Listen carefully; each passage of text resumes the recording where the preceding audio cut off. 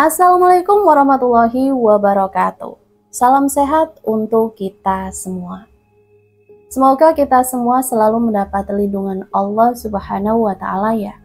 Diberikan nikmat sehat walafiat serta dimudahkan segala urusannya. Amin ya Rabbal Alamin. Kesempatan kali ini Mimin akan membagikan satu cerita misteri. Seperti apa ceritanya? Mari kita mulai.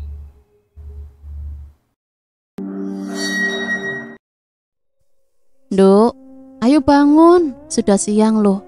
Mau bangun jam berapa? Perawan kok bangunnya siang. Setiap pagi selalu saja suara Simbok membangunkanku. Simbok adalah panggilan untuk ibu di daerahku. Padahal jam masih menunjukkan pukul 5 pagi. Iya mbok, kan masih jam 5, kok sudah ribut? Emang kamu ndak berangkat kerja? Udah sana cepet sholat dan mandi. Ini hari Senin, pasti akan macet. Nanti malah telat masuk kerja. Bawel sekali simbokku itu. Padahal tempat kerjaku tak begitu jauh dari rumah. Setelah selesai sholat, aku siap-siap berangkat kerja. Aku menyempatkan menyantap makanan yang sudah disiapkan Simbok. Pagi-pagi buta Simbok cuma masak tumis kangkung dan tempe goreng, ditambah dengan nasi hangat yang dimasaknya menggunakan dandang. Walaupun sederhana tapi terasa nikmat bagiku jika tangan Simbok yang memasaknya. Mbok, aku berangkat ya, seruku sambil mencium tangan keriput itu untuk berpamitan. Ya wis, udah sana, hati-hati kerjanya. Di rumah sederhana itu hanya tinggal aku dan Simbokku. Kedua kakak laki-lakiku sudah menikah dan tinggal di rumah mereka masing-masing. Sebenarnya rumah mereka tidak terlalu jauh dari rumahku. Aku sebagai anak perempuan satu-satunya diminta untuk menemani Simbok. Pagi ini jalanan begitu ramai. Perjalanan yang harusnya bisa ditempuh dalam waktu 20 menit. Jika hari Senin bisa sampai 40 menit. Begitulah jalanan Pantura. Selain banyak bus jemputan karyawan, truk-truk besar juga ikut terjebak macet. Belum lagi dengan anak-anak sekolah, menambah riuhnya jalanan pagi itu. Sesampainya di tempat kerja, untung saja aku tidak telat. Setelah absen, aku langsung bersiap-siap untuk bekerja. Aku bekerja di kawasan dekat pelabuhan, yang kalau musim hujan tiba, dipastikan banjir. Entahlah, sepertinya tak ada penanggulangan untuk banjir ini. Mar, istirahat mau makan apa? Namaku Maryam, Siti Maryam. Gak tahulah, aku bingung. Ada yang mau keluar nggak? Aku nitip aja. Biasanya aku makan di luar kantor, karena di kantorku tidak disediakan makan maupun kantin. Lagian saat itu perutku terasa sakit sekali. Dan setelah dilihat tanggal, ini adalah jadwal haidku. Dan benar saja, setelah dicek ke kamar mandi, ada darah yang keluar. Untung aku selalu membawa pembalut untuk berjaga-jaga. Setelah kembali dari kamar mandi, ternyata teman kantorku sudah keluar semua. Hanya tinggal aku sendirian di dalam kantor. Tiba-tiba aku mendengar ada suara wanita menangis di dalam ruangan penyimpanan. Tangisannya seperti pilu sekali. Siapa ya? Batinku saat itu. Ada sedikit ketakutan juga, karena sudah tidak ada orang di kantor. Terus siapa yang nangis? Masa hantu siang-siang gini sih? Akhirnya aku mencoba mendekati ruang penyimpanan dan membuka pintu. Seketika aku dibuat kaget olehnya. Ada seorang perempuan, tapi aku tidak jelas melihat wajahnya. Hanya saja rambutnya panjang, tak terurus, dan pakaian yang putih terbang ke atas langit-langit ruangan itu. Sambil terdengar tawa yang khas seperti kuntilanak. Tawanya begitu melengking, membuatku seketika langsung lari terbirit-birit menuju pos satpam. Ada apa Mar? Siang-siang lari-lari kayak dikejar hantu aja. Dengan nafas tersengal-sengal aku bercerita dengan Pak Satpam tentang apa yang kulihat barusan. Ada hantu Pak di dalam kantor. Loh, kamu bisa lihat ya? Itu biasanya pengen kenalan, ucap Pak Satpam sambil tertawa. Ini memang bukan pertama kalinya aku melihat hal mistis seperti itu. Aku lumayan peka dengan mereka, tapi aku tidak bisa melihat jelas wujud mereka. Kepekaan ini akan menjadi lebih jelas ketika aku haid, seperti sekarang ini. Bahkan aku bisa melihat wujudnya dan suaranya. Kalau sedang tidak haid, aku hanya akan melihat sekelebat atau hanya bisa merasakan kehadirannya saja. Lagian kok berani-beraninya kamu sendirian di dalam kantor, Mar? Tetapi sebenarnya dia nggak bakalan ganggu kok. Cuma kalau ngelihat dia pasti tetap takut. Jelas Pak Satpam yang tak kuhiraukan karena aku sangat ketakutan dan seluruh badanku gemetar. Akhirnya Dian, teman kantorku, datang sambil membawa bungkus plastik hitam. Loh, ngapain kamu di sini, Mar? Tanya Dian kaget. Tidak apa-apa, Yan. Ya wis, ayo makan di dalam aja, di sini panas. Makan di sini aja ya, Yan. Aku jenuh di kantor terus. Jawabku berbohong pada Dian karena dia orangnya sangat penakut. Jika aku ceritakan kejadian tadi, pasti dia akan pingsan. Malam hari setelah kejadian di kantor itu, tentu saja aku menjadi lebih was-was. Sudah pasti malam ini aku tidak bisa tidur nyenyak. Walaupun sering merasakan kehadiran mereka, tetapi tetap saja membuatku takut. Aku mendapatkan kekurangan ini dari nenek buyutku. Kata simbokku, beliau dulu orang pintar. Banyak warga berdatangan untuk berobat dengannya. Sebenarnya bisa saja aku pertajam penglihatanku ini dengan sholat malam dan puasa. Itu kata Pak Ustadz yang membimbingku dulu. Tapi untuk apa? Bisa merasakan saja aku sudah ketakutan. Sedang asik sedang melihat-lihat beranda. Ada seseorang yang mengirim inbox padaku. Assalamualaikum Siti. Siapa orang itu? Siapa orang ini? Mungkin hanya orang iseng saja dan sepertinya tidak berteman di Facebook, batinku. Aku pun tak membalas pesan tersebut. Aku iseng mencoba membuka profil Febri, laki-laki teman SMA aku dulu yang pernah mendekatiku. Dia sebenarnya bekerja di kawasan yang sama denganku, tapi sudah lama kita tidak saling bertemu ataupun bertukar kabar. Sepertinya dia belum memiliki kekasih sampai sekarang. Terlihat dari foto-foto di Facebooknya, tidak ada foto perempuan. Statusnya juga lajang. Aku iseng menginbox dia. Assalamualaikum Feb, gimana kabarnya? Lama gak ketemu ya? Lama sekali aku menunggu pesan balasannya. Padahal aku lihat dia sedang online. Saat aku kembali melihat beranda, ada satu permintaan pesan masuk. Dan itu ternyata dari laki-laki yang tadi mengimbauku. Aku masih ingat dengan namanya, karena namanya terlihat alay bagiku. Berhubung tidak ada kerjaan dan sambil menunggu balasan Febri, aku mencoba kepo dengan akun laki-laki tadi. Saat aku membuka profilnya, ternyata di privat. Jadi aku terpaksa menerima dulu permintaan pertemanannya itu. Aku membuka profilnya. Setelah dilihat-lihat, fotonya terlihat tidak asing bagiku. Seperti pernah bertemu, tapi lupa di mana. Kok nggak dibales cantik? Kulihat dia mengirim pesan padaku lagi. Aku terpaksa jadi membalas. Di saat bersamaan ternyata Febri juga membalas pesanku. Waalaikumsalam Mar.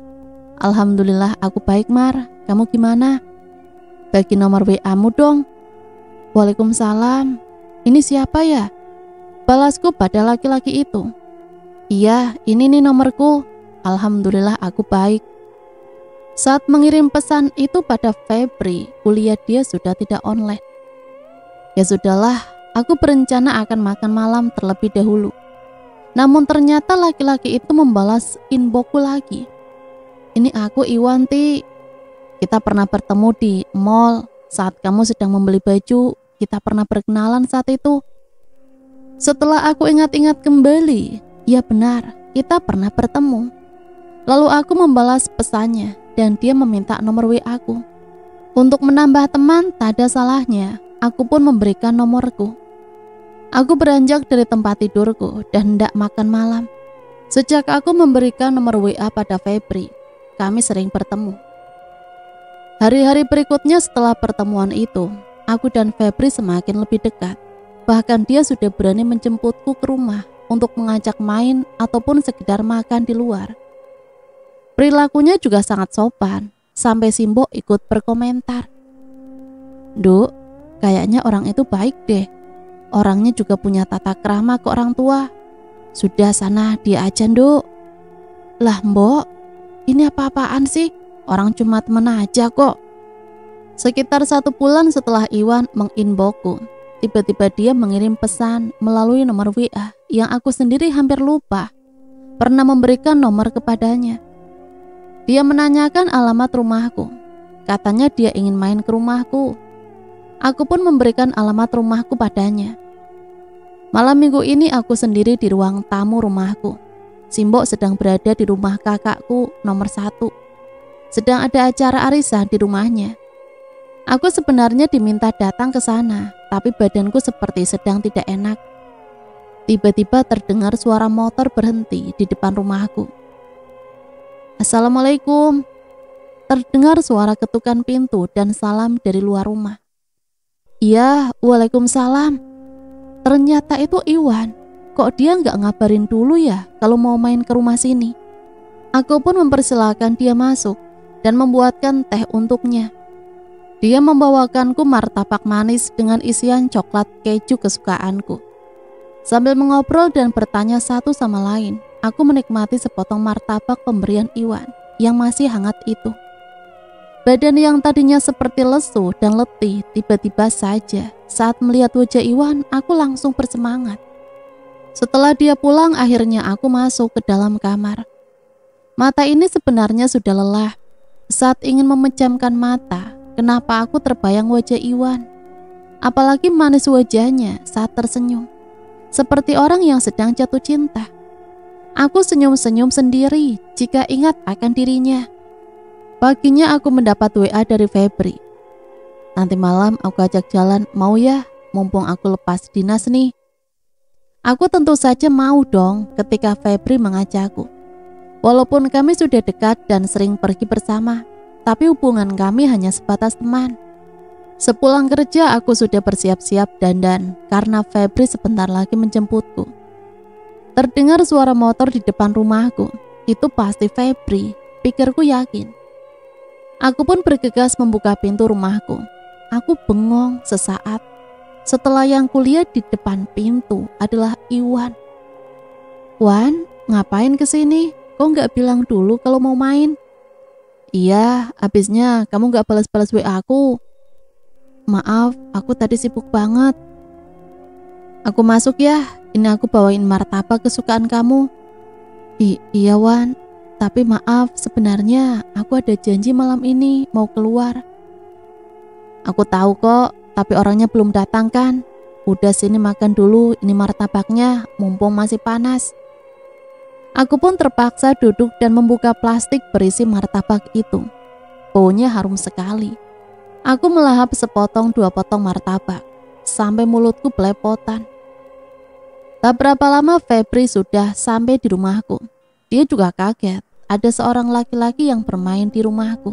Saat dia hendak mengajakku pergi, aku melihat Iwan seperti marah. Aku juga sebenarnya merasa Febri hanya menggangguku dan Iwan. Aku lupa akan janji untuk pergi bersama Febri. "Ayo Mar, jadi nggak nih keburu malam nanti?" pinta Febri. "Emang kita mau kemana ya? Kayaknya aku nggak ada janji sama kamu deh." "Aku mau di rumah aja. Lagian ini Iwan juga lagi main di sini." Febri merasakan keanehan padaku. Dia hanya memandangku kemudian pamit pergi. "Maaf ya Wan, itu tadi temanku." Setelah kunjungan terakhir Iwan malam itu, aku merasa selalu ingin bertemu Iwan. Selalu terbayang wajah Iwan, hingga aku memberanikan diri mengajak Iwan untuk main ke rumahku lagi. "Mbok, besok malam Iwan mau kesini sama orang tuanya.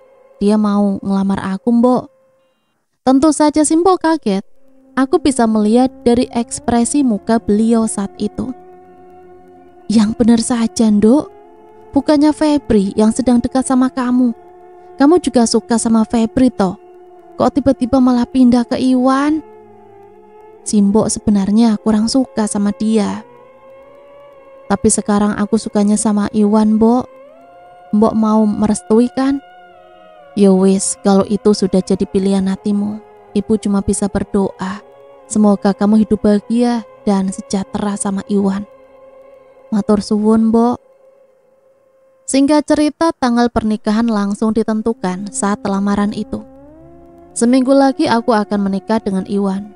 Terlalu cepat mungkin, tapi Iwan yang meminta pernikahan ini dilakukan segera mungkin. Dia berpikir hal baik harus cepat-cepat dilaksanakan. Hari pernikahan pun tiba. Tak banyak orang yang kuundang. Hanya saudara dan beberapa tetangga sekitar saja. Teman kantor pun hanya Dian yang kuundang. Pernikahanku yang sederhana, alhamdulillah berjalan dengan lancar. Iwan pun dengan lantang membaca ijab kabul pada satu tarikan nafas. Kami sudah sah menjadi suami istri. Malam pertama yang aku pikir menjadi malam pertama yang indah, ternyata tidak terjadi. Suamiku sampai tengah malam belum terlihat batang hidungnya menuju kamar pengantin. Aku mencoba keluar untuk mencari tahu di mana dia berada, tapi tidak ketemu. Aku pun akhirnya mengirim WA kepadanya dan menanyakan keberadaannya. 1 jam, 2 jam tak kunjung ada balasan darinya. Aku mencoba menelpon pun tak diangkat olehnya. Akhirnya aku yang kelelahan memilih untuk tidur. Pagi harinya, jam masih menunjukkan pukul 4 pagi. Kulihat sebelah tempat tidurku. Sepertinya suamiku tak pulang atau dia tidur di luar ya. Apa begini malam pertama pengantin yang diidam-idamkan itu? Bukannya harusnya saling bermesraan, bercumbu rayu? Ah sudahlah, gumamku dalam hati. Loh Nduk, udah bangun? Sudah sana istirahat saja, nggak usah bantu ibu, temenin suamimu aja. Pinta Simbok. Nemenin siapa Bu? Orang yang mau ditemenin juga nggak masuk ke kamar kok. Walah, apa nggak pulang suamimu? Apa kamu nggak nanyain? Kok baru menikah sudah begitu, Nduk? Aku cuma menggelengkan kepala. Di telepon dan di WA saja nggak ada yang dibalas ataupun diangkat. Setelah selesai membantu Simbok memasak, sepertinya aku tahu di mana suamiku. Untung hari ini aku masih cuti kerja. Ku ketuk pintu rumah berwarna coklat. Assalamualaikum, Bu. Waalaikumsalam. Maryam, sini masuk. Nyariin Iwan ya? Itu anaknya masih tidur. Jawab seorang wanita tua dengan badan yang dipenuhi emas, seperti toko emas berjalan. Itu adalah ibu mertuaku. Aku tahu, ini sepertinya kurang etis jika aku kesini sendiri mencari suamiku yang baru saja menikahiku. Tapi apa boleh buat, dia tidak bisa dihubungi. Sebenarnya di sini ada adat ngunduh mantu, tapi aku memang tidak mau melakukannya. Menurutku sayang uangnya, bisa buat keperluan yang lain. Ini kali kedua aku ke rumah suamiku. Yang pertama saat dikenalkan kepada ibu dan bapaknya. Yang kedua, ini aku sudah menjadi istrinya. Tanpa basa-basi aku langsung menuju kamar Iwan. Saat kubuka kamarnya, bau alkohol menyeruak masuk ke dalam hidungku. Wan, ayo bangun. Kubangunkan sambil kugoyangkan badannya. Tiba-tiba dia langsung menarikku sampai aku jatuh tepat di atas dadanya. Pagi itu mungkin jadi pagi pertama pengantin, bukan malam pertama. Setelah selesai pergumulan pagi itu, kutanya dia, kamu kenapa semalam gak pulang ke rumah? Gak bisa di WA, ditelepon lagi. Itu teman-temanku ngajak main sampai kemalaman. Aku gak enak kalau pulang ke rumahmu. HP aku lupa di mode diam. Kita tinggal di rumahku aja ya. Pinta Iwan tiba-tiba. Loh, gak bisa dong. Kan kamu tahu aku anak terakhir perempuan. Simbokku janda. Aku harus menemani Simbok. Iwan pun gak kalah ngotot dengan alasan dia anak tunggal dan dia belum pernah pergi jauh dari orang tuanya. Akhirnya aku mengiyakan permintaan Iwan. Entah kenapa aku langsung bisa dengan mudah menyetujuinya. Walaupun rumahku dan rumah suamiku masih satu kota, aku sebenarnya tak tega meninggalkan Simbo. Tapi aku harus mengabdi pada suami. Toh kalau kangen kan bisa berkunjung. Pikirku menenangkan hati. Selamat datang di Pondok Indah Mertua. Itu yang selalu sering aku dengar dari teman-temanku yang sudah menikah. Seperti ucapan selamat datang biasa dengan harapan banyak kebahagiaan dan kesenangan di dalamnya. Seperti namanya, Pondok Indah. Tapi, apakah akan seperti itu? Malam hari pukul 9 malam, aku baru sampai di rumah mertuaku. Saat masuk, aku menyapa dulu bapak dan ibu mertua yang sedang menonton televisi sambil memberikan makanan dari Simbo. Pak, Bu, ini ada titipan makanan dari Simbo buat bapak sama ibu. Oh iya Mar, taruh di atas meja makan saja. Makasih ya, pakai repot-repot segala. Nggak repot kok Bu, malah Simbo senang. Di rumah ini aku masih merasa asing. Rumah yang bangunan modern dengan 3 kamar yang lumayan luas. Kamarku dekat dengan meja makan yang menyatu dengan dapur. Sedangkan mertuaku ada di kamar depan dekat dengan ruang tamu.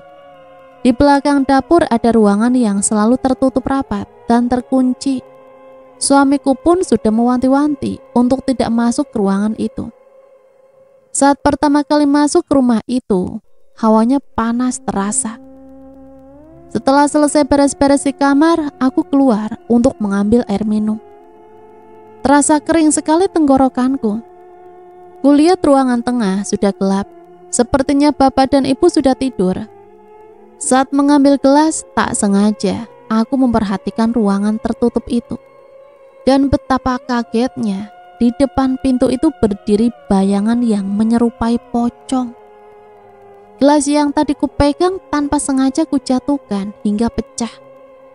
Tak peduli dan tak berpikir panjang, aku langsung berlari menuju kamar. Walaupun bukan kali pertama melihat hal seperti itu, aku tetap merasa takut. Nafasku sampai tak beraturan dan jantung pun berdegup kencang.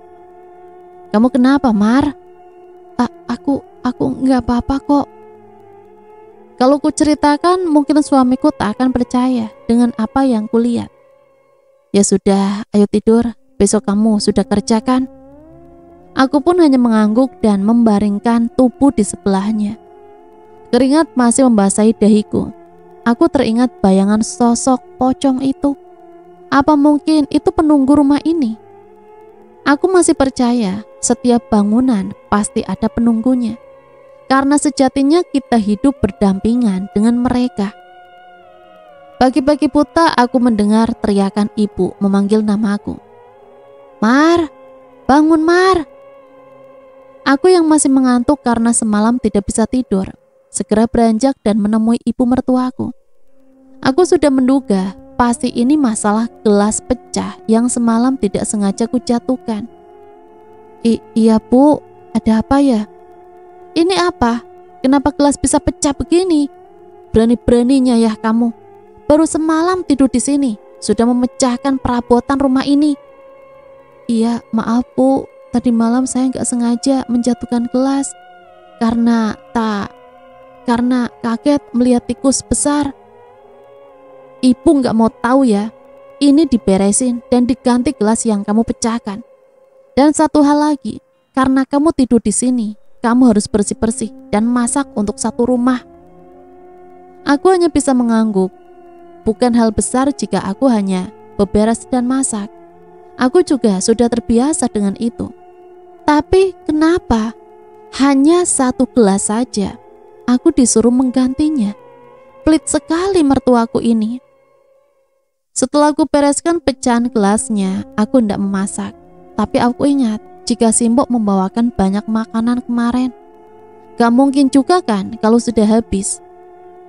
Kubuka kulkas untuk melihat apa yang bisa dihangatkan untuk sarapan.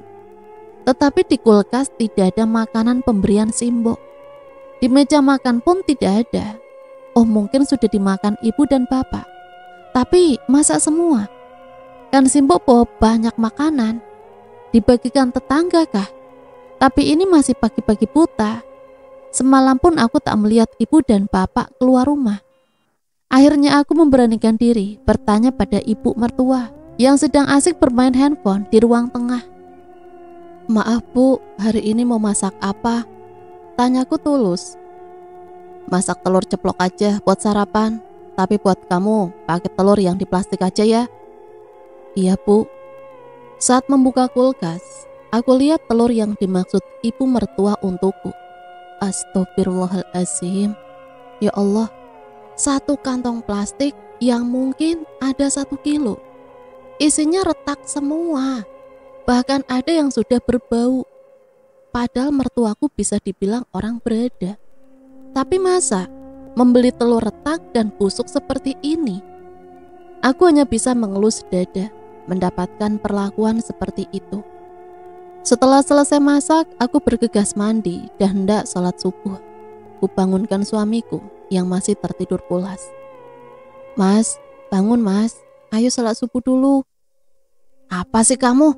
Pagi-pagi sudah berisik. Kalau mau sholat, sholat aja sendiri. Jangan bangunin aku. Aku tuh masih ngantuk tahu. Bentak suamiku yang kemudian melanjutkan tidur. Pukul 6 pagi aku sudah bersiap hendak berangkat kerja. Tak lupa aku berpamitan dulu dengan ibu mertua.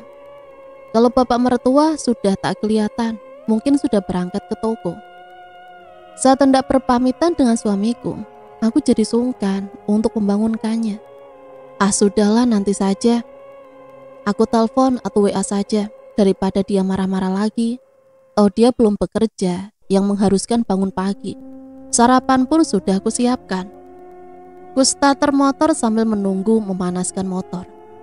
Aku membuka gerbang dulu sambil melihat-lihat rumah tetangga yang berdempetan khas perumahan. Saat asik melihat-lihat, mataku langsung tertuju ke tempat sampah yang sudah menggunung di depan rumah. Tukang sampah di sini ngambil sampah seminggu sekali mungkin. Kok sampah sampai menggunung begitu? Pikirku. Tapi setelah aku lihat-lihat, aku seperti kenal dengan tempat makan dan plastik-plastik itu. Iseng ku dekati dan kubuka, dan ternyata itu semua makanan dari Simbo. Makanan yang dimasak Simbo dengan segenap hati, dibuang semuanya. Sungguh tega sekali mertuaku. Apa salahku dan Simbo sampai mereka tega membuang makanan pemberian orang tuaku? Kalaupun tidak suka, kan bisa dikasih tetangga. Kenapa harus dibuang? Tanpa terasa air mataku menetes. Sambil menangis, aku langsung tancap gas tanpa mempedulikan gerbang yang belum ditutup. Di kantor aku tak fokus bekerja. Aku hanya tertunduk memikirkan bagaimana ke depannya jika aku harus terus tinggal di rumah itu. Sepertinya aku harus siap mental. Jika pulang ke rumahku atau bercerita pada keluargaku, yang ada malah makin memperkeruh keadaan. Juga akan menambah beban pikiran Simbo. Kasihan Simbo, sudah sepuh. Sudah seharusnya beliau tinggal memetik kebahagiaan di hari tuanya. Saat sedang termenung memikirkan itu semua, tiba-tiba handphoneku berdering. Ternyata suamiku menelpon. Halo, assalamualaikum mas. Kamu kemana Mar? Kenapa kamu gak bangunin aku? Apa iya seorang istri pergi tanpa berpamitan dengan suaminya? Teriak suamiku di ujung telepon sana, seperti sedang marah besar. Aku kan kerja mas, tadi aku mau bangunin kamu, tapi sepertinya tidurnya nyenyak sekali. Aku gak mau tahu ya, kamu pulang sekarang juga. Bentak suamiku. Aku begitu kaget, dia marah seperti itu hanya karena aku tidak berpamitan langsung. Saat aku menjelaskan jika tidak bisa pulang sekarang, dia malah semakin menjadi-jadi. Bahkan mengancam akan datang ke tempat kerjaku dan menjemput paksa. Aku memang belum lama mengenal Iwan, tapi selama kami sering bertemu, aku belum pernah melihatnya marah. Bahkan dia sangat baik dan perhatian. Kenapa sekarang dengan hal sepele begini dia begitu murka? Atau memang aku yang sudah keterlaluan? Mungkin aku belum paham kodratnya menjadi seorang istri. Akhirnya aku bersiap pulang setelah mengajukan izin kepada atasanku. Untung saja atasanku mengizinkannya karena aku termasuk karyawan yang rajin dan jarang mengajukan cuti. Sesampainya di rumah, suamiku sudah menunggu di depan pintu rumah dengan wajah yang merah. "Sini kamu," teriak suamiku sambil menarik paksa tanganku yang baru saja selesai memarkirkan motor. Iya mas, pelan-pelan, tanganku sakit." Seketika, sebuah tamparan mendarat di pipiku. Begitu perih rasanya, tapi lebih perih lagi hati ini mendapat perlakuan yang belum pernah ku alami, apalagi suamiku sendiri yang melakukannya. "Kurang ajar kamu ya jadi istri." "Maaf mas, iya aku salah. Lain kali aku bakalan bangunin kamu mas." "Ya sudah sana, siapin makananku. Aku sudah lapar." Masih dengan air mata yang mengalir deras di pipiku, aku pergi menuju dapur. Aku semakin bimbang. Bagaimana jika aku menceritakan masalah perilaku orang tuaku tadi pagi? Apa respon suamiku nanti? Apa iya dia akan membelaku? Masalah seperti ini saja dia sudah kasar denganku. Saat sedang menyiapkan makanan, tiba-tiba bulu kuduku berdiri. Aku sudah merasakan, pasti ada sesuatu menampakkan dirinya. Sekarang yang kulihat bukan hanya sekelebat bayangan, sudah terlihat kain kafan yang lusuh dan penuh dengan tanah. Tapi aku belum bisa melihat wajahnya. Saat hendak kembali ke meja makan, tiba-tiba aku mencium bau bunga melati yang sangat tajam dari arah ruangan tertutup itu. Padahal mertuaku sama sekali tidak punya tanaman. Kalau dari tetangga tidak mungkin, semua bangunan sudah tertutup rapat. Pelan-pelan kakiku melangkah mengikuti bau bunga itu. Namun saat sampai di depan pintu ruangan itu, tiba-tiba suamiku memanggil. "Lama sekali kamu, cuma ambil makanan saja juga." Besok saja aku melihat-lihat ruangan itu. Sepertinya ada yang tidak beres. Perasaanku mengatakan di ruangan itu ada apa-apanya. Malam hari bapak dan ibu mertuaku pulang, tapi anehnya mereka langsung menuju belakang. Aku yang penasaran pura-pura menuju dapur untuk melihat apa yang mereka lakukan. Dan baru kali ini aku melihat pintu ruangan itu dibuka. Saat dibuka bukan hanya bau bunga, bau dupa pun sangat menyengat. Sepertinya itu bukan hanya sekedar gudang yang seperti diceritakan suamiku. Aku pelan-pelan mengintip dari celah pintu yang tidak tertutup rapat.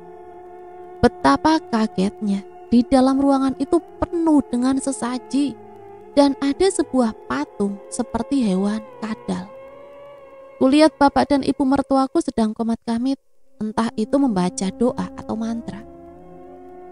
Aku yang tidak terbiasa dengan hal-hal seperti itu segera keluar rumah untuk mencerna apa yang terjadi di rumah ini. Aku bisa melihat dan merasakan kehadiran mereka.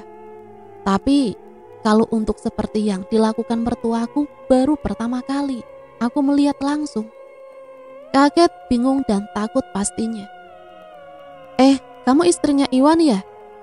Tiba-tiba ada seorang ibu-ibu memanggilku dari seberang rumah. "Oh iya bu, benar. Salam kenal ya bu. Maaf belum sempat perkenalan." "Iya gak apa-apa. Aku paham kok mbak. Pasti suami dan mertuamu melarang kan? Ya sudah sana masuk. Kalau terjadi apa-apa jangan sungkan-sungkan. Minta tolong mbak," kata ibu yang belum ku tahu namanya sambil menutup pagarnya kembali. Aku hanya mengerutkan dahi. Apa maksud dari perkataan ibu itu ya? Tengah malam aku tak bisa tidur. Akhirnya kuputuskan untuk langsung mandi saja. Saat hendak ke kamar mandi yang kebetulan berdekatan dengan dapur dan ruangan pemujaan itu, betapa kagetnya ada suara ketawa cekikikan dengan begitu dekat. Tapi setelah aku baca-baca doa, suara itu perlahan menghilang. Selesai mandi, aku mendengar suara gaduh dari dalam ruangan pemujaan itu. Aku hendak melihat, tapi rasa takutku kembali muncul. Lebih baik aku kembali ke kamar saja, toh ini bukan urusanku. Sambil menunggu azan subuh yang sebentar lagi, aku membaca Al-Quran. tiba-tiba suamiku berteriak, "Panas! Panas! Bodoh kamu!" sambil menendangkan kakinya ke badanku. Aku yang jatuh tertelungkup hanya bisa menangis. Kemudian ibu mertuaku datang, yang kupikir akan membelaku. Ternyata beliau juga malah memaki-makiku. Katanya menantu kurang ajar, ganggu saja malam-malam ngaji. Padahal suara ngajiku pun pelan sekali. Aku di situ hanya bisa menangis dan menangis. Ibu mertua dan suamiku sudah memberi peringatan kalau di rumah ini tidak boleh ada orang mengaji. Jika aku mengaji lagi, aku dipastikan akan menyesal. Itulah ancamannya. Sore itu sepulang dari kerja, sepanjang perjalanan aku tak fokus membawa motor. Aku tahu ini berbahaya, tapi dalam pikiranku mungkin malah lebih baik jika terjadi sesuatu kepadaku. Mungkin suamiku bisa menjadi berubah, tambah sayang padaku. Mertuaku mungkin jadi perhatian. Pikiran gila ini muncul begitu saja. Untuk apa aku berharap seperti itu? Sepertinya mereka berubah. Itu tidak akan pernah terjadi. Hati mereka sudah sesat. Semoga aku tidak ikut sesat seperti mereka. Tanpa terasa motorku sudah melaju di gang menuju rumah mertuaku. Aku teringat hendak membeli sabun mandi. Akhirnya aku memarkirkan motor di warung dekat rumah mertuaku. "Beli, Bu." Iya Mbak, mau beli apa?" "Sabun mandi 1 Bu." "Ya ini Mbak, 3.000 harganya." "Mbak bukannya istrinya Iwan ya? Gimana Mbak, tinggal di situ, betah tidak?" "Alhamdulillah betah Bu, uang tinggal sama suami." "Yo syukurlah Mbak, tapi Mbak nggak kaget kan tinggal di rumah itu?" "Kaget gimana Bu?" "Udah bukan rahasia lagi Mbak. Semua warga di sini tahu loh kalau rumah mertuamu itu ada tempat pemujaan." "Kok bisa pada tahu Bu?" "Waktu itu ada penggerebekan dari polisi. Suamimu suka main judi di rumah. Warga di sini yang melaporkannya. Setelah dilakukan penggerebekan itu, ada Pak Ilham itu yang di depan rumah mertuamu, suaminya Ibu Hana, yang ternyata ikut masuk bersama Pak RT dan Pak Polisi. Dan mereka membuka salah satu ruangan yang terdapat banyak sesaji dan ada patungnya. Kamu hati-hati ya, aku dengar Iwan juga orangnya kasar. Dulu Iwan juga sudah pernah hampir menikah, tapi batal. Setelah calonnya keluar dari rumah itu sambil menangis, mulut dan hidungnya dipenuhi dengan darah. Kami warga di sini juga sebenarnya kaget ketika mendengar Iwan menikah dengan kamu." Aku hanya terdiam ketika ibu itu menceritakan itu semua. Aku tak tahu harus merespon ataupun berkata apa. Aku sudah mengalami itu, tapi aku tak tahu apa yang harus kuperbuat. Aku hanya bisa diam dan menangis. Ibu dan bapak mertuaku sudah berangkat ke toko. Hampir setiap hari mereka selalu berangkat pagi dan pulang malam. Selama aku tinggal di rumah itu, sudah beberapa kali aku melihat bapak mertuaku selalu ke ruangan pemujaan. Apalagi di malam-malam tertentu, beliau akan berada di ruangan itu sampai pagi. Hanya bapak mertuaku yang sering bermalam di sana. Kalau ibu hanya ketika akan memberi sesaji, atau kadang menemani bapak jika diajak. Kalau suamiku, aku belum pernah melihatnya masuk. Melihat dia di rumah saja jarang. Hidupnya hanya untuk mabok dan judi. Kalau aku sudah terbiasa sekarang. Sosok pocong itu pun masih sering menampakkan dirinya. Kaget, takut, sudah pasti, jangan ditanya lagi. Tapi mau gimana lagi? Mengusir? Oh, tentu saja aku tidak berani. Hanya berdoa sebisa aku saja jika aku bertemu mereka. Dan yang lebih menakutkan lagi, selain sosok pocong itu, baru-baru ini, aku melihat di pojok kamar tidurku ada sesosok makhluk tinggi besar. Sampai aku tidak bisa melihat mukanya. Tingginya melebihi atap rumah ini. Waktu itu malam Jumat Kliwon, seingatku. Saat aku hendak ke kamar mandi karena ingin buang air kecil, suara gaduh di ruangan pemujaan itu kembali terdengar. Aku mencoba mendekat, memastikan apakah suara itu benar dari ruangan pemujaan. Saat mendekati ruangan itu, kulihat pintunya tak tertutup rapat. Kuintip melalui celah pintu itu, dan betapa kagetnya kulihat bapak sedang berjumbu mesra dengan sosok wanita berbadan seperti kadal. Dari perut sampai kepala seperti wanita yang sangat cantik, dengan rambut panjang dan bermahkota. Badannya tidak menggunakan kain sehelai pun. Bagian perut ke bawah berbentuk seperti ekor kadal, dengan kulit seperti kadal. Dan ternyata yang membuat suara gaduh itu ekor dari sosok itu yang mengayun ke sana kemari sehingga mengenai perabotan yang ada di ruangan itu. Karena aku kaget, tak sengaja pintu ruangan itu terdorong. Sontak bapak dan sosok itu yang sedang asik menikmati ciuman kaget melihatku. Dengan tatapan amarah dan mengerikan, mereka berdua menatapku. "Sedang apa kamu di sini?" teriak bapak. Maaf pak, aku nggak sengaja," jawabku sambil menundukkan kepala. Keringat dingin bercucuran di wajahku. Untung saja saat itu aku tidak ngompol. Yang kutakutkan bukan bapak yang berteriak dan marah, tapi sosok itu. Sosok itu berubah. Wajahnya menjadi sangat mengerikan sambil berkata, "Noto, kamu sudah tahu kan apa yang kuinginkan?" kata sosok wajah yang mengerikan itu. Pranoto, nama bapak mertuaku. "Nggih, Gusti Ayu, pangapunten." Tiba-tiba sosok itu menghilang dan tentu saja bapak marah sejadi-jadinya kepadaku. Tapi untung saja bapak tidak sampai main tangan seperti anaknya. Dia hanya mengancamku agar tidak memberitahukan perihal tadi kepada siapapun. Aku pun hanya mengangguk dan kembali ke dapur. Itulah malam yang tidak pernah aku lupakan. Sampai di malam-malam Jumat selanjutnya, suara gaduh itu masih ada, tapi pintu ruangan itu tertutup rapat. Apakah ibu mertuaku dan suamiku tahu tentang bapak yang seperti itu? Aku tidak mau ikut campur lagi. Bisa-bisanya nanti nyawaku yang melayang jika berurusan dengan bapak dan sosok itu. Biarlah itu menjadi urusan mereka saja. Hari itu aku berkunjung ke rumah Simbo, tapi aku tidak menceritakan semuanya. "Duk, kamu sakit?" "Tidak, Mbok, cuma kecapean aja." "Kayaknya kamu isi, Mar," teriak pamanku yang ternyata sedari tadi memperhatikan percakapan kami. "Ini nasinya, Paman," jawabku sambil tersenyum. "Gus, harusnya dijawab dulu amin gitu dong." Simbo menyela. "Boleh ngobrol berdua, Mar?" pinta paman. "Ada apa toh, Paman? Di sini aja kan gak apa-apa." "Ya wis, ndang melu aku." Aku mengiyakan ajakan paman dan mengikuti dari belakang.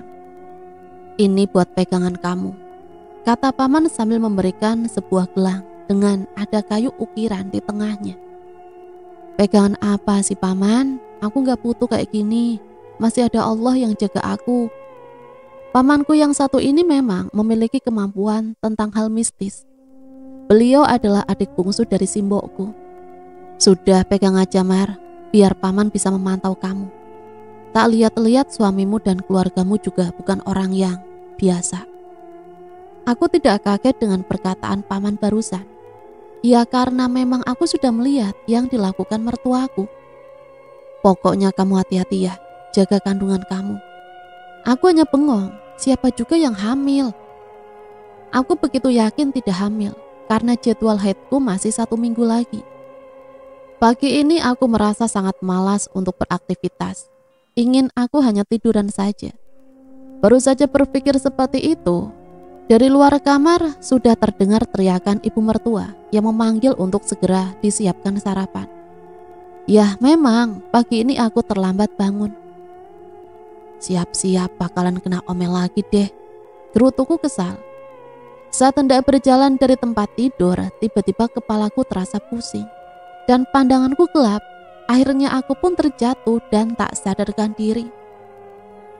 Saat terbangun, aku melihat sekeliling ini seperti di sebuah klinik, dan benar saja, ternyata suami dan mertuaku membawaku ke klinik terdekat. Tapi tatapan mereka saat tahu aku sadar sangat tidak enak dilihat. Apakah aku melakukan kesalahan? Kok pandangan mereka seperti melihat musuhnya saja?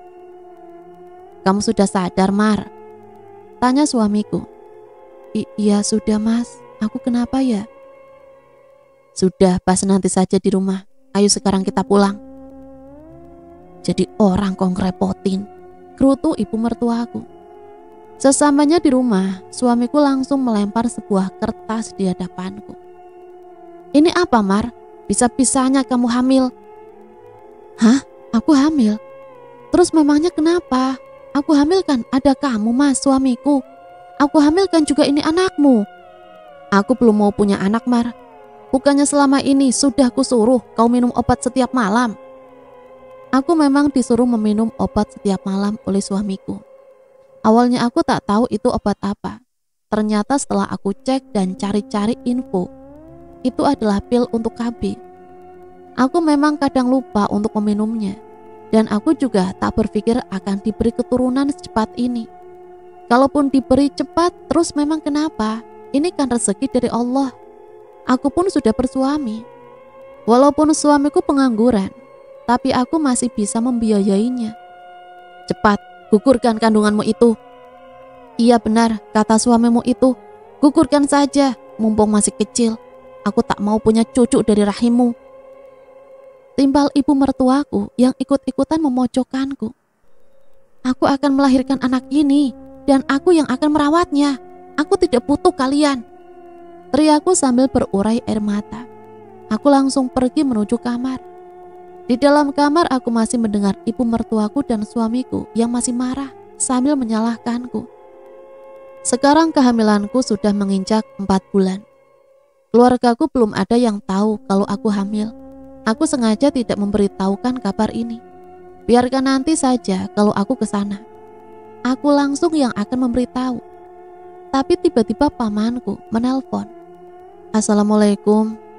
Gimana kabarnya, Nduk? Sehat kandunganmu? Waalaikumsalam, Paman. Alhamdulillah sehat.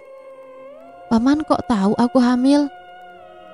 Lah, waktu itu kan sudah dikasih tahu. Kamu saja yang tidak percaya sama Paman. Iya, Paman, aku minta maaf ya. Simbok jangan dikasih tahu dulu, biar nanti aku saja yang ngasih tahu. Iya, Nduk. Gelang yang tak kasih jangan sampai dilepas yo. Pokoknya pakai terus. Iya, Paman. Malam itu perutku terasa sangat melilit dan panas sekali. Tapi aku tidak mengadu pada suamiku. Kalaupun aku mengadu, bukan pertolongan yang kudapat, justru makian, bentakan yang aku dapat. Setelah insiden itu setiap malam, aku selalu bermimpi aneh. Di dalam mimpiku aku melihat ada sosok perempuan jelek yang selalu memperhatikanku. Dan setiap perempuan itu hendak mendekatiku, dia langsung terpental dan kesakitan.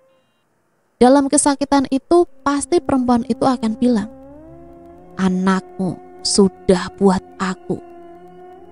Sepulang kerja aku mengunjungi rumah Simbok. Aku tahu pasti nanti bakal kena marah suami. Tapi bodoh amat lah, peduli apa dia. Kenapa aku tak boleh menemui orang tua aku sendiri? Sesampainya di rumah Simbok, aku langsung memeluknya, bersimpuh di kakinya. Kenapa, Nduk?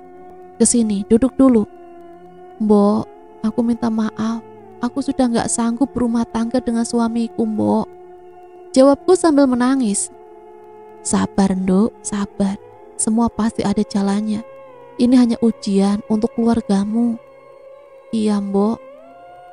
Aku memang belum pernah menceritakan sedikit pun perilaku suamiku kepada Simbok. Tapi aku yakin Simbok sebenarnya bisa merasakannya. Assalamualaikum. Waalaikumsalam. Loh, Paman, kok bisa pas ya? Aku kesini, Paman juga kesini. Aku memang niat kesini, Mar. Soalnya kulihat kamu kayaknya mau kesini. Aku mau ketemu sama kamu. Ada hal penting yang mau tak bicarakan. Ada apa, Paman? Kandunganmu ada yang mau ganggu. Untung kamu percaya Paman mau memakai gelang itu. Maksudnya apa, Paman? Loh, alhamdulillah loh, kamu hamil, Nduk? Iya, alhamdulillah, Mbok, sudah 4 bulan. Sambil keelus perutku yang sedikit membuncit. Sudah, bahas itu nanti saja. Ini lebih penting, Mar. Kamu pernah mimpi nggak ada yang mau ambil anakmu? Oh iya, Paman. Malah beberapa kali. Itu ulah mertuamu, Mar. Apa? Aku kaget dan memastikan lagi yang pamanku ucapkan. Yang benar kamu, Le. Ucap Simbok memastikan. Jadi menurut pamanku itu adalah sosok yang dikirimkan mertuaku untuk mengambil janinku. Tapi paman belum yakin ini untuk tumbal atau hanya untuk menggugurkan saja. Karena setelah aku ceritakan semuanya dari awal menikah sampai sekarang, perlakuan suami dan mertuaku, paman jadi tahu bahwa keluarga suamiku menolak bayi ini. Dan Simbok hanya bisa mengelus dada dan menangis. Walah, Nduk, nasibmu kok kayak gini, kasihan sekali. Aku pun menangis mengingat semua perilaku suami dan mertuaku. Dan aku baru tahu kenapa aku tadi memiliki keberanian untuk ke rumah Simbok tanpa izin dulu dengan suamiku. Ternyata itu ulah pamanku. Pamanku yakin karena ada hal janggal dari diriku. Sudah, Mar, sekarang kamu di sini saja. Sudah pasti aman. Paman juga bisa leluasa menjaga kamu. Tapi Paman, aku tidak mungkin di sini. Gimana suamiku? Siapa yang mau ngurus? Aku juga nggak tahan kalau harus jauh-jauh begini. Iya kan, Mbok? Kalau menurut Simbok, sekarang kamu nurut pamanmu saja. Simbok nggak kuat jika kamu di sana diperlakukan seperti itu. Aku hanya bisa tertunduk, memikirkan apakah ini memang jalan yang terbaik. Ataukah aku harus kembali ke rumah suamiku? Kalau aku di sini, bagaimana kalau suamiku mencariku dan memarahiku? Akhirnya aku menuruti saran dari paman untuk tinggal sementara di rumah Simbok sampai situasi aman untuk kandunganku. Aku pun hanya mengirim pesan pada suamiku bahwa aku harus dinas luar kota. Aku terpaksa berbohong agar Simbok dan paman tidak terkena kemarahan suamiku. 3 hari setelah aku memutuskan menetap sementara di rumah Simbok, hampir setiap waktu aku selalu memikirkan suamiku. Rasanya seperti rindu sekali. Walaupun di rumah kami jarang bermesraan dan ngobrol, tapi bila sudah melihat wajahnya, rasa marah, kecewa, dan kesal hilang begitu saja. Dan selama 3 hari ini juga aku sudah tak memimpikan sosok menyeramkan itu lagi. Yang aku impikan dan pikirkan hanyalah suamiku dan suamiku. Malam hari itu badanku tiba-tiba demam. Badanku terasa panas sekali. Dan sambil tertidur aku seperti mengigau memanggil-manggil suamiku. Simbok yang berada di ruang tengah langsung menuju kamarku. Nduk, sadar Nduk, badanmu panas sekali, ayo periksa saja. Mbok, aku harus pulang, Mbok. Aku kepikiran suamiku terus. Ya sudah, besok biar dianterin pamanmu saja. Semoga semuanya nanti akan baik-baik saja, doaku dalam hati. Suamiku sendiri jarang sekali menghubungiku.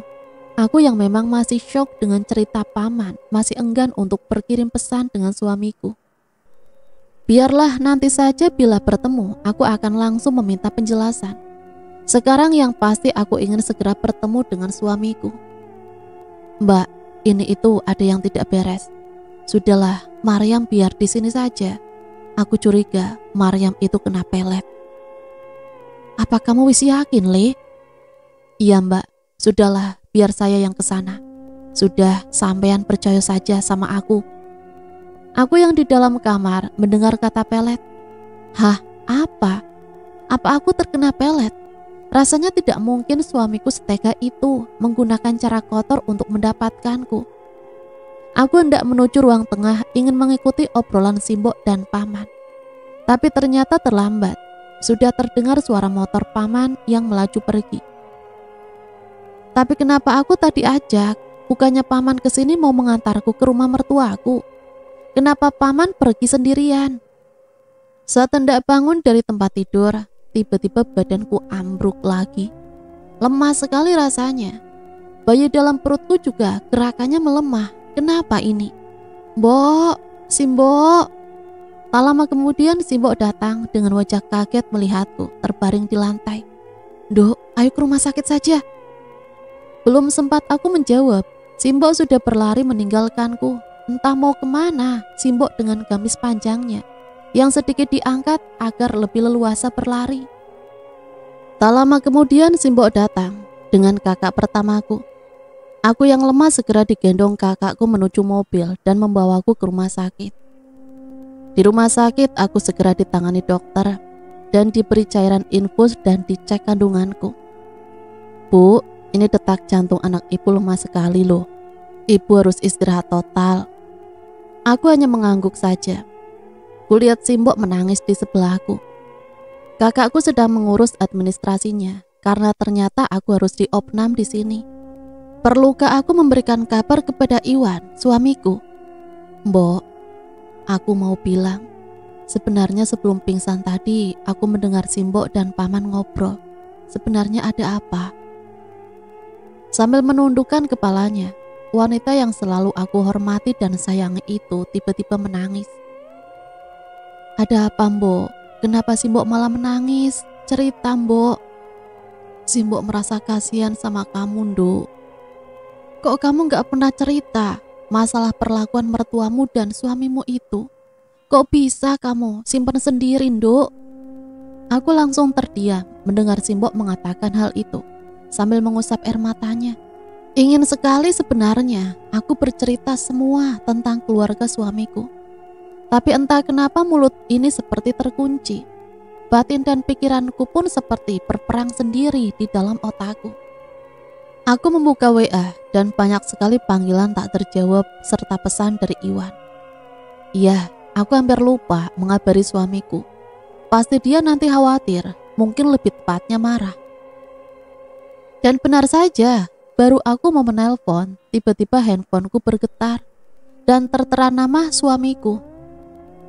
Halo, assalamualaikum. Dari ujung telepon terdengar suara dengan nada tinggi. Kamu kemana saja? Kenapa tidak angkat teleponku? Maaf mas, tadi aku pingsan. Sekarang aku ada di rumah sakit. Rumah sakit mana? Biar aku jemput. Rumah sakit panti. Aku terhenti mengatakan lengkap nama rumah sakitnya. Aku lupa kalau aku berbohong sedang dinas luar kota. Kamu bohong sama aku ya, Mar? Kamu gak dinas luar kota kan? Aku hanya bisa berkata, maaf.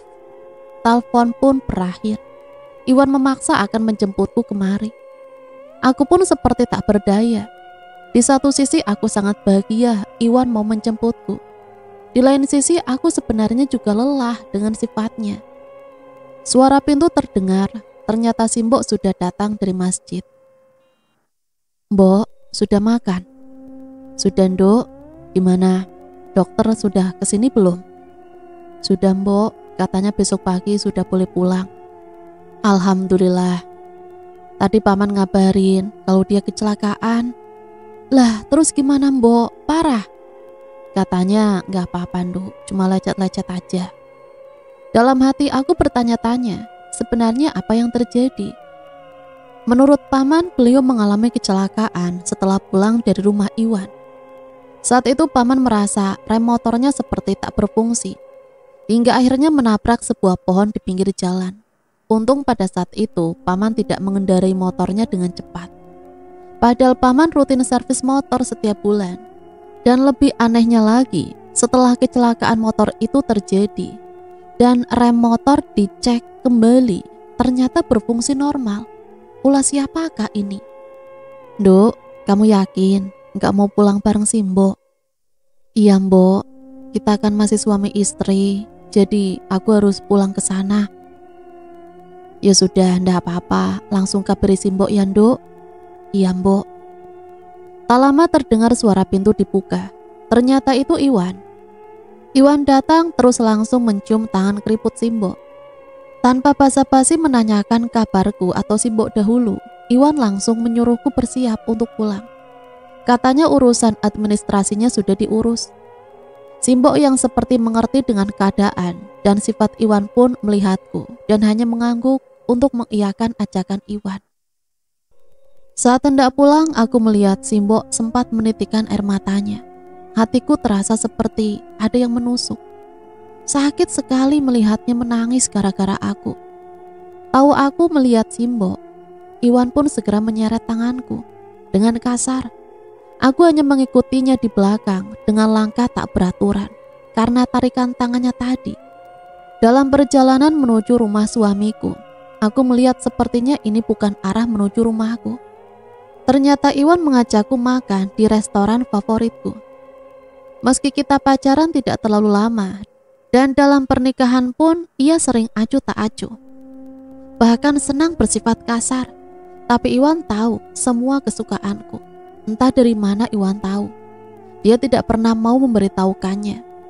Senang sekali rasanya diajak makan bersama setelah sekian lama. Setelah selesai makan, Iwan menanyakan keadaan bayi dalam perutku. Tumben sekali, pikirku. Anak kita sehat kan, Mar? Alhamdulillah sehat. Kamu kenapa bohong, Mar? Aku bingung sekali memberi penjelasan. Kamu sudah selesai makannya kan? Ayo segera pulang. Aku pun langsung segera bergegas menuju meja kasir. Ternyata Iwan juga memesan makanan lain untuk dibawa pulang. Sudah pasti itu untuk bapak dan ibu mertuaku. Kenapa aku yang membayar? Dan kenapa aku mau-mau saja yang bayar tanpa disuruh? Asal tahu saja, dahulu pernah makan di resto dan Iwan yang bayar. Sampai rumah dia menagihnya. Dan tentu saja bila aku tak memberikannya, dia akan semakin menjadi-jadi. Tamparan pasti akan mendarat di pipiku. Makanya sekarang aku menghindari itu. Selesai membayar, Iwan sudah menungguku di atas motor. Ayo, bisa cepetan gak sih? Lalat banget. Panggil Iwan dengan suara yang begitu keras. Aku hanya diam dan berlari menuju parkiran motor. Aku sekilas melihat tukang parkir sedikit terkejut. Mungkin dia kaget melihat seorang wanita hamil dibentak dan lari-lari. Sesampainya di rumah, lama banget sih Wan, ibu sudah lapar nih. Toko juga sudah terlalu lama ditinggal. Kulihat Iwan segera menyodorkan 2 bungkus ayam goreng. Lagian kamu tuh ya, gimana sih Mar? Pakai acara pergi segala. Masuk rumah sakit pula.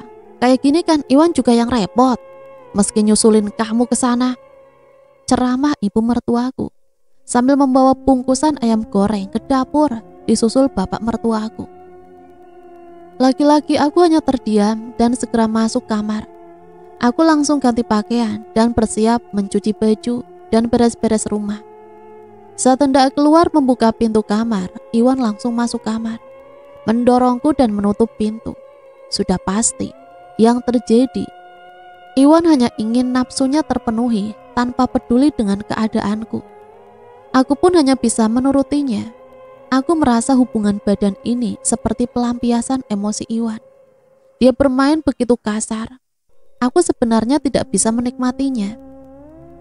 Setelah selesai dia menikmati tubuhku, Iwan berbaring di sebelahku. Pamanmu jangan sampai kesini lagi kalau masih mau nyawanya selamat. Ucap Iwan begitu mengerikan. Aku beneran gak tahu mas kalau paman mau kesini. Segera lepas kalung itu. Kamu jangan berani-beraninya pakai barang-barang pemberian pamanmu itu. Dengan paksa Iwan menarik kalung yang masih melingkar di leherku. Begitu perih terasa saat dia menarik kalung ini. Jadi beneran kamu yang buat paman kecelakaan mas?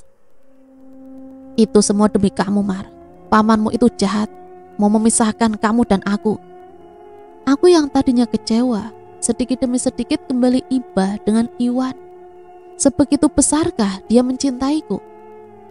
Pokoknya kalau sampai kamu pergi lagi dari rumah ini, lihat saja nanti apa yang akan terjadi.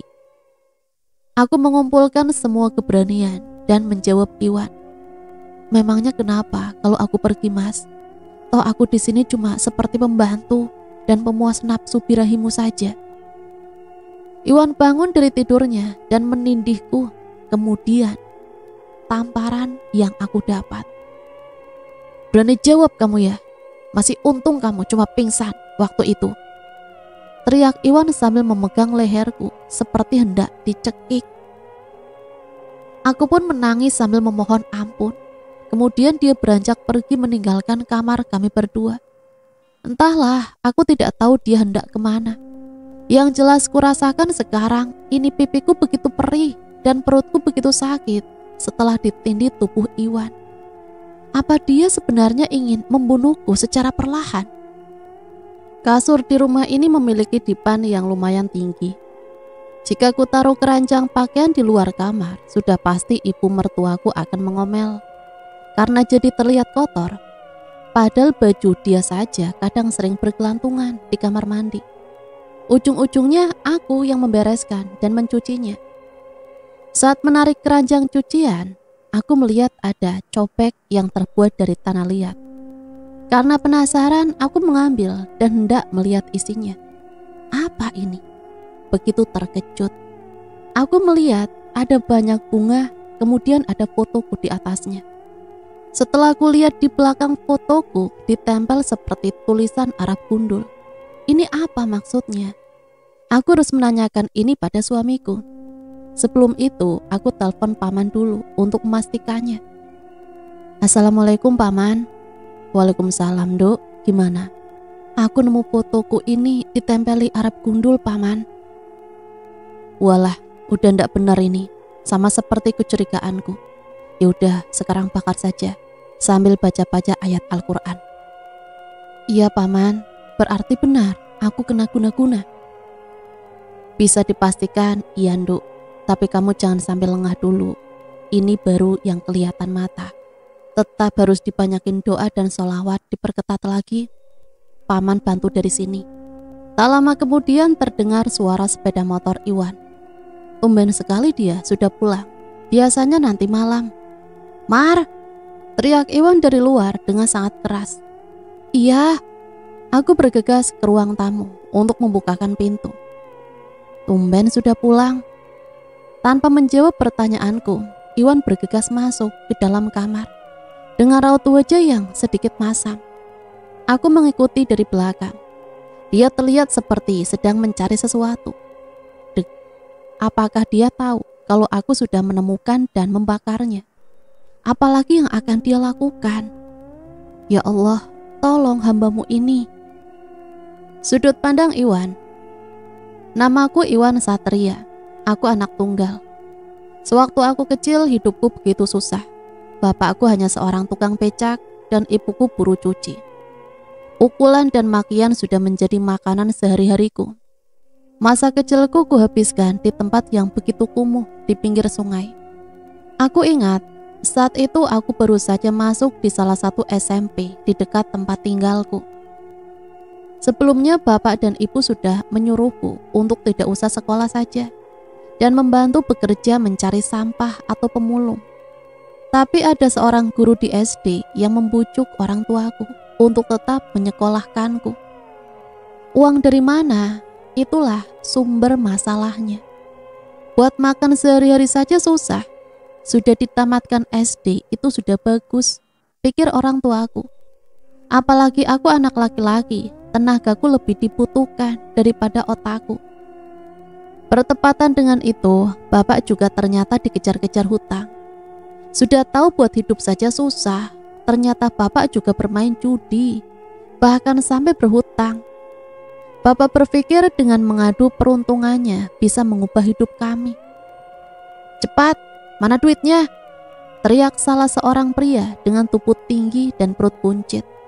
Rambut keriting yang diikat ke belakang. Iya bos, tolong kasih saya waktu, uangnya belum ada. Aku gak peduli, pokoknya sekarang juga harus ada duitnya. Sebulan, kasih saya waktu sebulan lagi bos. Pukulan mendarat di muka bapakku. Aku yang melihatnya langsung menghampiri bapak dan ibu hanya bisa menangis di dekat pintu kamar. Sebulan lagi kamu gak lunasi hutang dan bungamu, anakmu yang tak bawa. Ancam pria itu yang ternyata bernama Mulyono. Bos Mul seorang rentenir yang terkenal di kampung kami. Bunga yang diberikan tidak main-main, sungguh di luar nalar. Bila tidak bisa membayar hutang, sudah pasti aset-aset yang menjadi jaminan akan diambilnya tanpa pandang bulu. Itu yang aku tahu sekarang dari orang-orang sekitar yang pernah meminjam uang padanya. Sepeninggal Bos Mul, bapak seperti terlihat marah. Aku hanya berpikir apa yang bapak tawarkan jadi jaminan saat meminjam uangnya.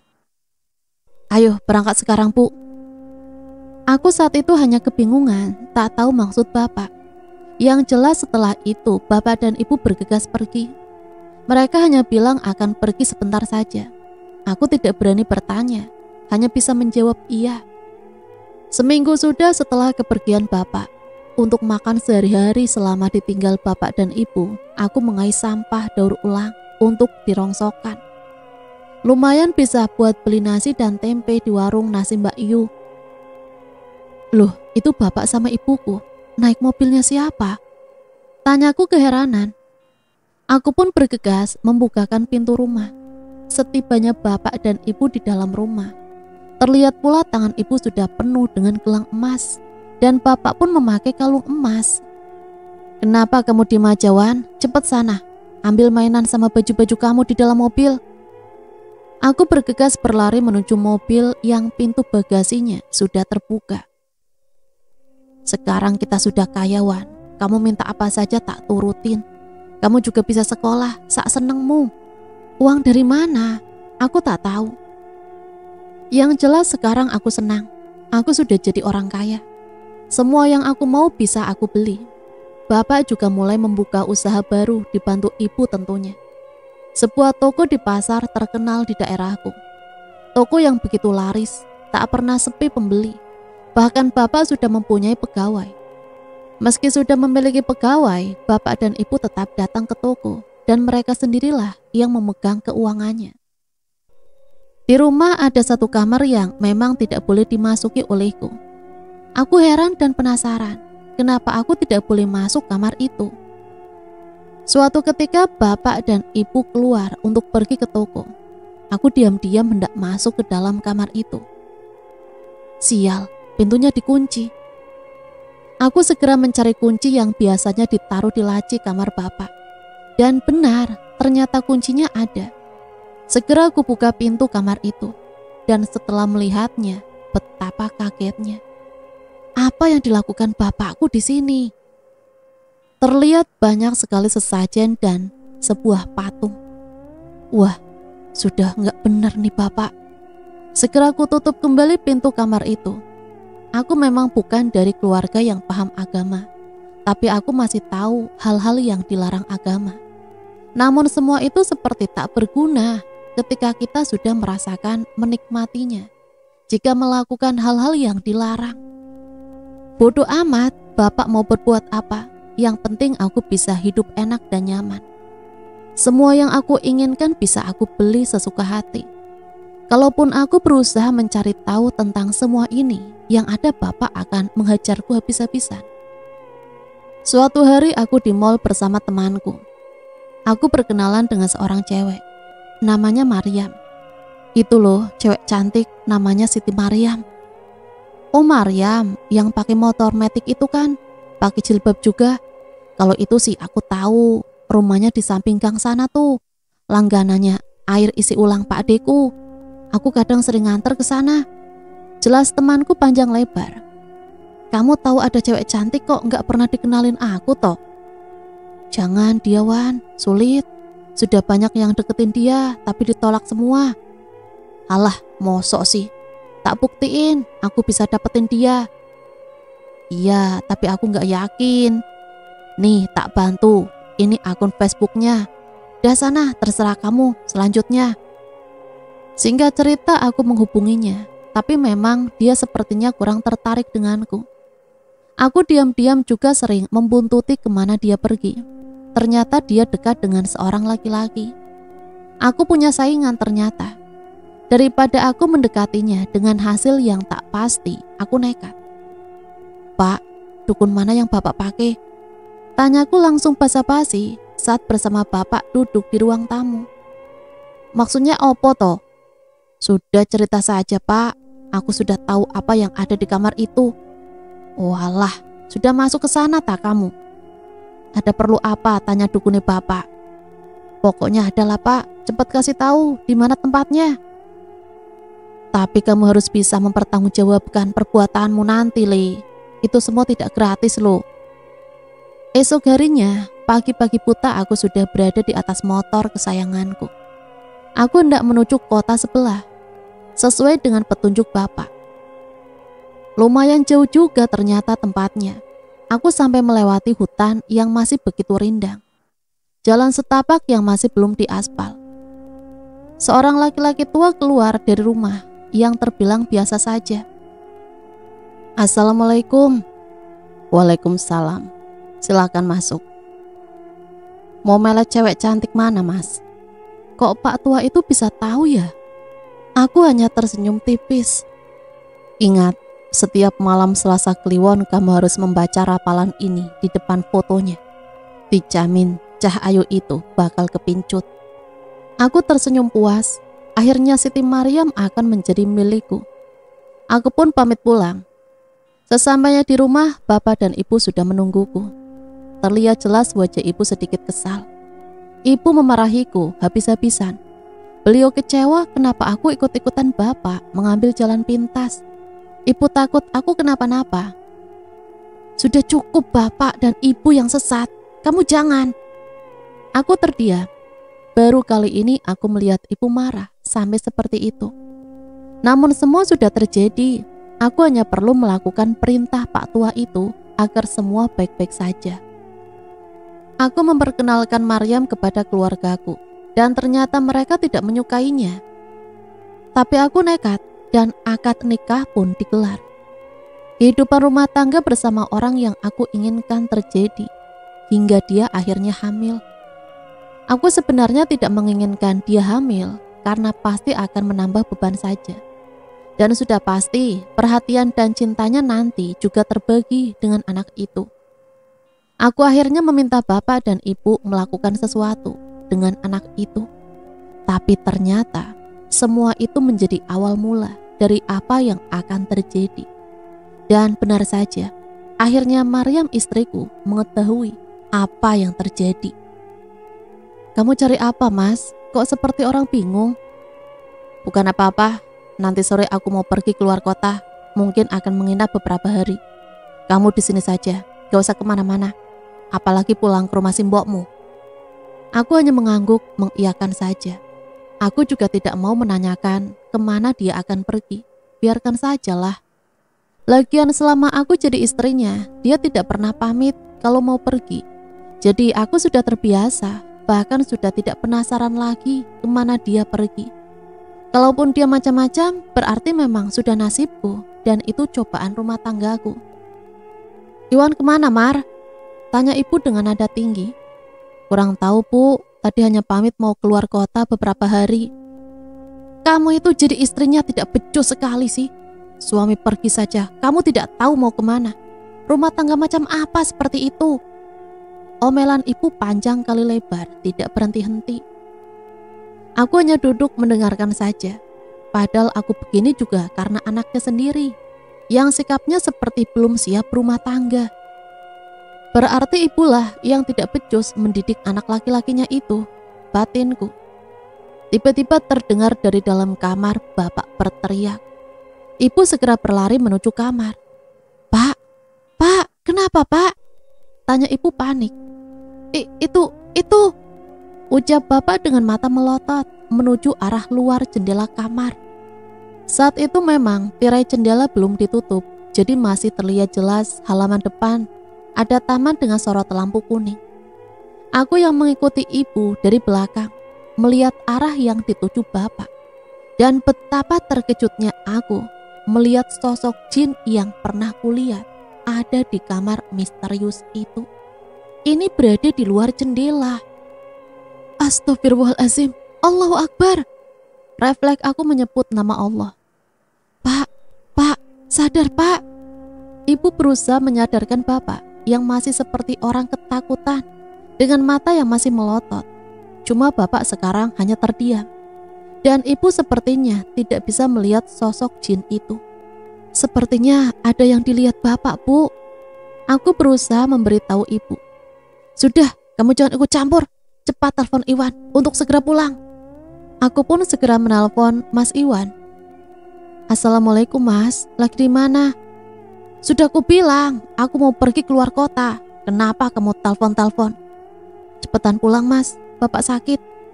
Sakit? Jangan ngada-ngada kamu. Tadi pagi masih sehat kok. Bukan sakit itu mas, ini sakit yang lain. Makanya cepet pulang sekarang. Tanpa menjawab, Iwan langsung memutus sambungan telepon. Ibu di dalam kamar juga seperti sedang menelpon seseorang. Dan kulihat bapak masih dengan kondisi yang sama. Karena waktu itu masih masuk waktu maghrib, aku segera mengambil wudhu untuk melaksanakan kewajibanku. Baru saja mengucap takbir, terdengar dari dalam kamar bapak dengan suara yang berat. Berisik! Itu seperti bukan suara bapak. Aku yang hendak sholat pun jadi tidak khusyuk. Akhirnya aku mengulang niat sholatku, dan terdengar lagi dengan suara yang sama. Namun aku tetap melanjutkan sholatku. 1 rakaat, 2 rakaat, dan saat hendak salam terakhir, ibu dari dalam kamar berteriak histeris. Dan suara teriakan ibu perlahan mereda. Aku segera mengakhiri sholatku, tanpa sempat membuka mukena yang kupakai.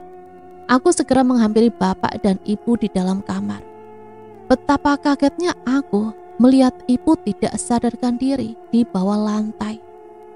Aku yang kebingungan segera keluar rumah memanggil tetangga terdekat untuk meminta tolong. Dengan saran dari para tetangga, aku juga memanggil ustadz di daerah kami. Rumah pun jadi begitu ramai karena banyak tetangga yang kepo. Assalamualaikum. Waalaikumsalam Pak Ustadz. Akhirnya Pak Ustadz datang juga. Astagfirullah Mbak, kenapa bisa seperti ini? Saya juga tidak tahu Pak Ustadz.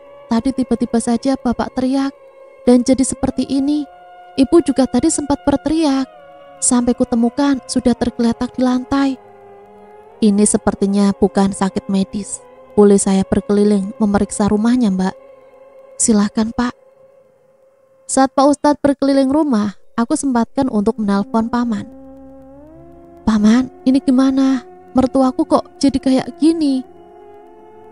Tenang saja Nduk, ceritakan pelan-pelan. Aku ceritakan semua kronologi yang terjadi. Kamu gak apa-apa kan Nduk? Sudah, sekarang biar Pak Ustadz yang mengurus di situ. Paman membantu dari sini. Kamu jangan putus berzikir meminta perlindungan Allah. Mbak, sini. Iya Pak Ustadz. Mbak punya kunci pintu ini? Kalau kunci saya tidak tahu Pak. Soalnya Bapak melarang siapapun masuk ke kamar ini. Baiklah, saya izin dobrak ya. Sepertinya energi negatif yang sangat kuat berasal dari kamar ini. Iya Pak, silakan. Dengan dibantu oleh beberapa warga, akhirnya kamar itu didobrak. Astagfirullahaladzim. Semua yang melihat isi kamar itu spontan pada terkejut. Boleh minta ambilkan air Mbak? Aku segera mengambil ember dan mengisinya dengan air sesuai permintaan Pak Ustadz. Ayo segera bersihkan kamar ini. Semuanya berasal dari sini. Beberapa tetangga tadi yang ikut membantu mendobrak pintu juga ikut membantu membersihkan kamar itu. Semua dibawa keluar tak terkecuali patung itu. Namun keanehan terjadi. Ketika patung yang hendak diangkat tidak bisa terangkat, bahkan dengan menggunakan tenaga beberapa orang. Patung itu enggan bergeser sedikit pun. Padahal logikanya patung itu hanya terbuat dari kayu dan tidak begitu besar. Pasti sangat mudah untuk mengangkatnya. Pak Ustadz, bagaimana ini? Sebentar. Pak Ustadz pun mendekati patung itu dan mulai membaca doa. Namun entah kenapa tiba-tiba Pak Ustadz terjatuh sampai terbatuk-batuk. Energi jin yang ada di patung ini begitu kuat. Kemampuan saya belum bisa menandinginya. Namun tiba-tiba terdengar teriakan dari dalam kamar, seperti suara ibu. Aku segera berlari menuju kamar ibu, dan ibu sudah tersadar, tapi seperti kesurupan. Beberapa warga ikut memegangi ibu, yang tenaganya sangat kuat. Kamu siapa? Tanya Pak Ustadz. Ra usah ganggu kamu. Pergi dari sini, ilmumu belum sebanding. Kenapa kamu melakukan ini pada mereka? Tanya Pak Ustadz lagi. Biarin, ini balasan kalau melanggar aturanku. Aturan apa yang dilanggar? Kamu gak perlu tahu. Itu sudah perjanjianku dengan orang serakah ini. Kemudian ibu pingsan lagi. Pak Ustadz pun menjelaskan, sepertinya ini akibat dari ulah bapak dan ibuku sendiri. Pak Ustadz tidak bisa berbuat apa-apa selain mendoakannya. Semoga masih diberi kesempatan untuk bertaubat. Tak berapa lama Iwan pun sampai di rumah. Pak, Bu. Sembari menangis Iwan menamparku di hadapan para warga dan Pak Ustadz. Ini semua gara-gara kamu, Mar. Aku yang kebingungan dan kesakitan hanya bisa menangis. Para warga pun ada yang menengahi Iwan. Pada saat itu keadaan begitu kacau. Pamanmu itu kurang ajar, teriak Iwan. Aku yang pada saat itu seperti punya kekuatan tambahan balik menampar Iwan. Kamu yang kurang ajar, sudah berani-beraninya bermain dukun untuk mendapatkanku. Dan bahkan anak yang belum lahir ini pun mau kamu celakai. Padahal ini darah dagingmu sendiri. Saat itu seperti ada yang menarik tanganku. Dan itu adalah paman. Sudah, cepat pergi dari sini. Bawa semua barang-barangmu. Kamu gak bakal bisa pergi dari sini, Mar. Kalaupun kamu pergi, kamu yang akan celaka. Paman ternyata memukul Iwan. Para warga pun segera melerai keduanya. Aku yang bakal kamu hadapi kalau ada apa-apa dengan Maryam dan anaknya. Paman memberikan peringatan kepada Iwan. Saat itu Iwan hanya bisa terdiam sambil memegang pipinya yang dipukul paman. Setelah selesai mengemasi barang-barang, aku segera pergi dari rumah itu dengan dibonceng paman. Entahlah, aku tidak tahu bagaimana keadaan bapak, ibu, dan Iwan setelah aku pergi. Apa yang terjadi dengan mereka? Sesampainya di rumah, badanku terasa seperti panas dan sakit sekali. Paman yang melihat itu segera memberikan air putih yang sudah disimpan di dalam tasnya. Simbok pun hanya bisa menangis terus. Tak terasa azan subuh berkumandang. Aku yang tidak tidur mulai merasa ngantuk. Aku izin pamit tidur terlebih dahulu pada paman dan Simbok. Tak lupa aku melaksanakan sholat subuh terlebih dahulu. Siang hari sekitar pukul 11, aku terbangun. Badanku terasa gerah sekali dan perut pun terasa lapar. Pelan-pelan saja, Nduk, makanya. Iya, Mbok. Pamanmu sudah cerita semua. Ini ada titipan dari pamanmu. Katanya disuruh pakai sampai anakmu lahir. Aku lihat kalung yang sama persis seperti kalung yang dulu diberikan paman. Tanpa bertanya lebih jauh, aku segera memakainya. Selesai makan, aku izin pergi tidur lagi. Entah kenapa pada saat itu aku ingin sekali tidur terus. Bahkan aku sampai tidak teringat atau kepikiran Iwan, suamiku dan mertuaku. Hari demi hari berganti, bulan demi bulan juga berganti. Perutku sudah mulai membesar dan mendekati hari lahir calon anakku ini. Aku sudah bisa melalui aktivitasku seperti biasa, bekerja dan bisa ikut senam hamil juga. Keadaan badanku sekarang sudah mulai membaik. Aku yang kadang masih sering demam dan ada rasa yang teramat sangat perindukan Iwan, perlahan bisa kutepis saat berusaha memikirkan perbuatannya padaku dahulu. Sakitnya badan dan batin ini oleh perbuatannya. Tak lupa sholat dan doa selalu kulakukan. Paman juga sering membantuku. Setiap sore beliau datang membawakan air doa. Singkat cerita, akhirnya aku telah melahirkan putri kecil mungil yang sehat dan cantik, dan kuberi nama Aisyah. Sekarang aku sudah bercerai dengan Iwan. Bapak dan ibu Iwan sekarang sakit-sakitan. Semuanya lumpuh dua-duanya. Dan Iwan yang merawatnya. Sedangkan usahanya sedikit demi sedikit mulai bangkrut. Entahlah, aku tak mau lagi tahu tentangnya. Setelah cuti 3 bulan melahirkan, aku kembali bekerja untuk menghidupi anakku. Dan Simbok juga sekarang merasa senang karena beliau sudah tidak kesepian lagi sejak kehadiran cucunya. Itulah sepenggal cerita dari Siti Maryam. Semoga cerita ini bisa kita ambil pembelajarannya ya. Sampai di sini saya pamit undur diri, mohon maaf apabila banyak salah kata. Sampai berjumpa kembali di cerita-cerita misteri selanjutnya. Matur nuwun, wassalamualaikum warahmatullahi wabarakatuh.